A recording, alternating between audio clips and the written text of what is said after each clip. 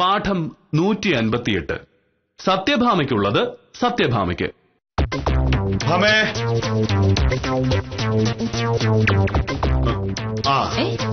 ഇതെന്താ മോനോട് ഇത്ര രാവിലെ റെഡിയായോ? മണി 8 ആയുള്ളൂ. രാവിലെ വലിയൊരു പ്രശ്നമുണ്ട്. അത് തീർത്തില്ലെങ്കിൽ എന്റെ കാര്യം പോക്കാ ഭാമേ. എന്താ കാര്യം വെച്ചാ പറ മോനട്ടാ. നിനക്കറിയാലോ, ഞാൻ റവന്യൂ ഡിപ്പാർട്ട്മെന്റിൽ ജോലിക്ക് കയറിയിട്ട് വർഷം 9 ഓ, അതുകൊണ്ട് ഇത്രയും കാലത്തിനിടയ്ക്ക് ഒരു 10 പൈസ ഞാൻ കൈക്കൂലി വാങ്ങിച്ചിട്ടില്ല എന്ന് നിനക്കറിയാമല്ലോ. അറിയാം. അങ്ങനെയുള്ള എന്നെ കൊണ്ട് ഇനി അഴിമതി കാണിപ്പിക്കാമെന്ന് ആര് വിചാരിച്ചാലും നടക്കില്ല. മോഹനേട്ടൻ ഇപ്പോഴും കാര്യം പറഞ്ഞില്ല. പറയാം. ഞങ്ങളുടെ ഡിപ്പാർട്ട്മെന്റിൽ ഒരു രജിസ്റ്റർ ഉണ്ട്. BTR എന്ന് പറയും, അടിസ്ഥാന നികുതി രജിസ്റ്റർ. ആ രജിസ്റ്ററിലാണ് നമ്മുടെ നാട്ടിലുള്ള മുഴുവൻ ഭൂമിയുടെയും സ്വഭാവം കാണിച്ചിരിക്കുന്നത്. ഭൂമിക്ക് ഇങ്ങനെ സ്വഭാവമൊക്കെ ഉണ്ടോ? നിന്റേതുപോലെ തരികട സ്വഭാവത്തിന്റെ കാര്യമല്ല പറഞ്ഞത്. ഭൂമി കരഭൂമിയാണോ, പാടമാണോ, ചതുപ്പ് നിലമാണോ എന്നതിനെ കുറിച്ചൊക്കെയുള്ള കൃത്യമായിട്ടുള്ള രേഖകൾ. ആ രേഖ അനുസരിച്ച് നെൽപ്പാടമായ ഭൂമി മണ്ണിട്ട് നികത്തി കരഭൂമിയാക്കാൻ പാടില്ല. അതൊക്കെ എനിക്കറിയാം. ഇപ്പോഴത്തെ പ്രശ്നം എന്താണെന്ന് വെച്ചാ പറ. നമ്മുടെ നാട്ടിൽ നിലവിലുണ്ടായിരുന്ന നടപടിക്രമങ്ങൾ അനുസരിച്ച് ഭൂമി ഏത് ഭൂമിയാണ് തീരുമാനിക്കാനുള്ള അവകാശം ജില്ലാ കളക്ടർക്കാണ്.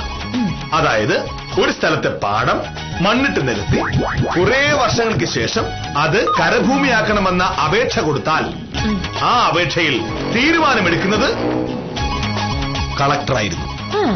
കുറച്ചു നാൾ മുമ്പ് ഒരു കോടതി ഉത്തരവിൽ അധികാരം തഹസിൽദാർക്ക് കൈമാറി.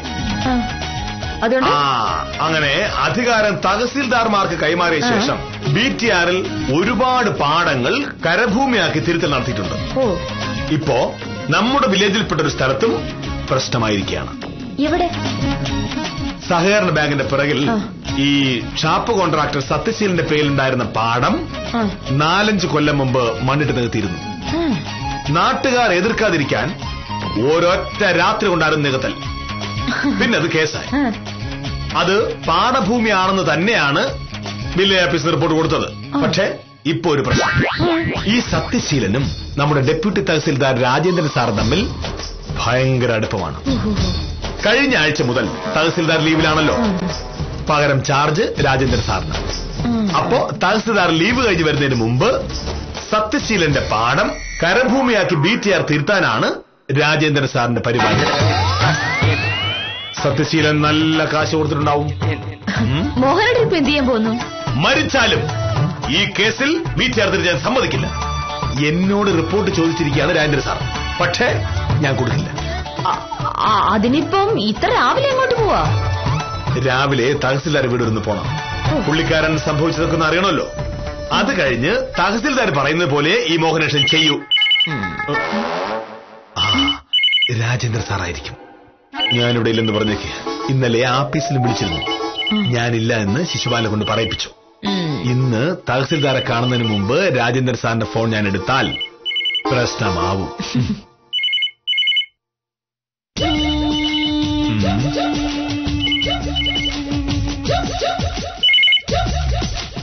ഹലോ, അതെ. ഇല്ല, മോഹനേട്ടൻ രാവിലെ പുറത്തു പോയതാ. ആരാ? എവിടെ പോയതാണെന്ന് പറഞ്ഞില്ല. ശരി, വരികയാണെ പറഞ്ഞോളാം. രാജേന്ദ്രൻ സാറാ, മോഹനേട്ടൻ അത്യാവശ്യമായിട്ട് കിട്ടണമെന്ന്. അയാൾക്ക് കിട്ടിയത് തന്നെ. സത്യസന്ധനായ കീഴുദ്യോഗസ്ഥനെ തെറ്റ് ചെയ്യാൻ പ്രേരിപ്പിക്കുന്ന മേലുദ്യോഗസ്ഥൻ. ഇവനൊക്കെ പിരിച്ചുവിട്ടാലേ റവന്യൂ വകുപ്പ് നന്നാവും. അപ്പോ ഞാൻ ഇറങ്ങാം. അയാൾ ഇനിയും വിളിക്കും. യാതൊരു കാരണവശാലും ഞാൻ തഹസിൽദാരുടെ വീട്ടിലേക്കാണ് പോയെന്ന് പറഞ്ഞേക്കരുത്. ഞാനും അരമണിക്കൂർ നേരം കാണുള്ളൂ. എനിക്ക് രാവിലെ തന്നെ പോയിട്ട് അത്യാവശ്യമുണ്ട്. നിനക്കെന്താ അത്യാവശ്യം? ഇന്നലെ നാരായണ വധക്കേസിലെ വിധിയല്ലായിരുന്നോ? അതിന്റെ ബാക്കി കാര്യങ്ങളൊക്കെ ഉണ്ട്. അതിലിനി എന്തൊന്ന് ബാക്കി കാര്യം? നാരായണനെ വണ്ടിയിടിച്ച് കൊല്ലാൻ ശ്രമിച്ച ഫിലിപ്പോസിനെ നീ കേസിൽ നിന്ന് രക്ഷിച്ചില്ല. സത്യത്തിൽ നീ ഈ കള്ളന്മാരെയും കൊലപാതകളൊക്കെ കേസിൽ സഹായിക്കുന്നതുകൊണ്ടാണ് സത്യസന്ധനായി എനിക്ക് ഈ പ്രശ്നങ്ങളൊക്കെ ഉണ്ടാവുന്നത്. അതവിടുത്തെ ന്യായം. നിങ്ങളുടെ ഡെപ്യൂട്ടി തഹസിൽദാർ പെരും കള്ളനായത് എന്റെ കുറ്റമാണോ? ഞാൻ എന്റെ കക്ഷിയുടെ കേസ് വാദിക്കുന്നു, ജയിക്കുന്നു, ഫീസ് വാങ്ങുന്നു, അത്ര തന്നെ. ശരി ശരി ശരി, ഇനിയും ഞാൻ ഇവിടെ നിന്നാ താമസവും. തഹസിൽദാരെ കണ്ടിട്ട് 10 മണിക്ക് എനിക്ക് ഓഫീസിൽ കയറാനുള്ളത്.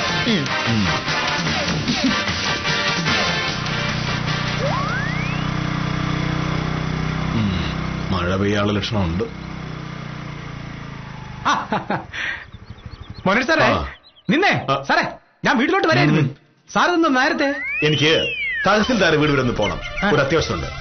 എനിക്ക് മനസ്സിലായി.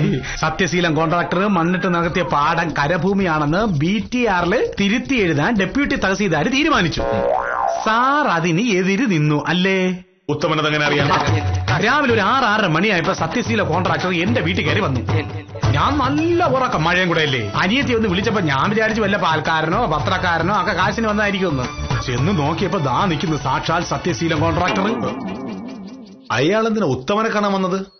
തഹസീൽദാരുടെ ലീവ് കഴിയുന്നതിന് മുമ്പ് BTR തിരുത്താൻ എത്ര രൂപ വേണമെങ്കിലും മുടക്കാൻ സത്യശീല കോൺട്രാക്ടർ തയ്യാറാ. മുടക്കുന്നത് സാറാണെന്നറിഞ്ഞപ്പോ സാറിനെ വന്ന് കണ്ട് ഒന്ന് സോപ്പിടാ എന്നെ ഏൽപ്പിക്കാൻ വേണ്ടി വന്നതാ. ആ സോപ്പ് അയാൾ രാജേന്ദ്ര സാർ ഇട്ടാ മതി. മോഹനകൃഷ്ണൻ ജീവിച്ചിരിക്കുമ്പോ ആ പാടം കരഭൂമി ആവില്ല. അവിടെ സത്യശീലൻ ഷോപ്പിംഗ് കോംപ്ലക്സ് പണിയേയില്ല. എന്റെ സാറേ, ഈ സത്യശീലം വന്നത് വെറും കൈയോടെ അല്ല. എങ്ങനെയെങ്കിലും മോഹനയുടെ സാറിനെ കൊണ്ട് സമ്മതിപ്പിക്കണം ഉത്തമാന്ന് പറഞ്ഞോണ്ട് 100 രൂപയുടെ ഒരു കെട്ടെന്റെ കൈ വെച്ചെന്ന്.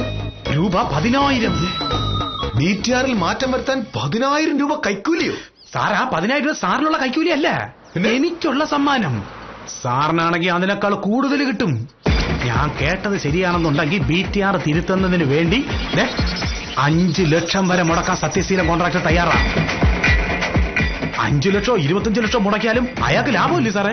ചൂട് വിലയ്ക്ക് വാങ്ങിയ പാടം മണ്ണിട്ട് നികത്തി കരഭൂമിയാക്കിയ അയാൾക്കുണ്ടാവുന്ന ലാഭം എത്ര ലക്ഷം രൂപ എന്നാണ് സാറ് കരുതിയേ? എന്നിട്ട് ഉത്തമൻ അയാളോട് എന്ത് പറഞ്ഞു?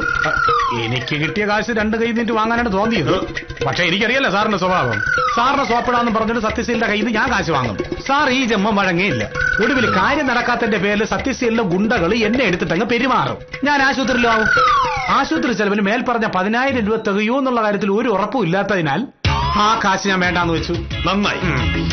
ആ കാശ് വാങ്ങുന്നത് ഞാൻ അറിഞ്ഞിരുന്നെങ്കിൽ ഉത്തമനെ ഞാൻ പോലീസിനെ കൊണ്ട് പിടിപ്പിച്ചേനെ. പക്ഷെ ഞാൻ വാങ്ങാതിരുന്നതുകൊണ്ട് സത്യശീലം കോൺട്രാക്ടർ ഒതുങ്ങുമെന്ന് സാർ കരുതണ്ട. സാറിന്റെ ആഫീസിലോട്ട് വരാൻ വേണ്ടിയിരിക്കുന്ന സത്യശീലായി. ആഫീസിൽ കയറുന്നവന്റെ പല്ലി അടിച്ചിറക്കും. അയാൾ ഒറ്റയ്ക്കല്ലല്ലോ വരുന്നത്. ഡെപ്യൂട്ടി തഹസീൽദാർ രാജേന്ദ്ര സാറ് കൂടെ കാണും. അപ്പൊ സാർ എന്ത് ചെയ്യും? Deputy tahsildar Rajendra sir village ഓഫീസിൽ വന്ന് സാറിനെ കൊണ്ട് റിപ്പോർട്ട് എഴുതിക്കാൻ വേണ്ടി ഇരിക്കുകയാണ്. അതുകൊണ്ട് സാറെന്ന് ആഫീസിൽ പോകാതിരിക്കുന്നത് അല്ലേ ബുദ്ധി? പോകാതിരുന്നാൽ സാറെ പോകാതെ റിപ്പോർട്ട് താലൂക്ക് ഓഫീസിലോട്ട് കൊടുത്തുവിടണം. സാറിന് നേരിലോ ഫോണിലോ കിട്ടിയാലേ രാജേന്ദ്ര സാറിന് പ്രഷർ ചെലുത്താൻ പറ്റൂ. ഇക്കാര്യത്തിൽ സാറിന്റെ വാശി എനിക്ക് അറിയാന്നുള്ളതുകൊണ്ട് ഞാൻ പറഞ്ഞു എന്നുള്ളതേ ഉള്ളൂ. ഇന്ന് സാർ ഓഫീസിൽ പോയ സത്യശീലൻ കോൺട്രാക്ടർക്ക് അനുകൂലമായി സാർ റിപ്പോർട്ട് കൊടുക്കേണ്ടി വരും, ഉറപ്പാണ്. ആലോചിക്കും പോണോ പോണ്ടേ? അഴിമതിക്ക് കൂട്ടുനിൽക്കുന്നതിനേക്കാൾ നല്ലത് ഒരു ദിവസം ലീവ് എടുക്കുന്നത്. സത്യശീലന്റെ ഉദ്ദേശം നടക്കാതിരിക്കാൻ 1 മാസം വരെ ലീവ് എടുക്കാൻ തയ്യാറാ. മഴ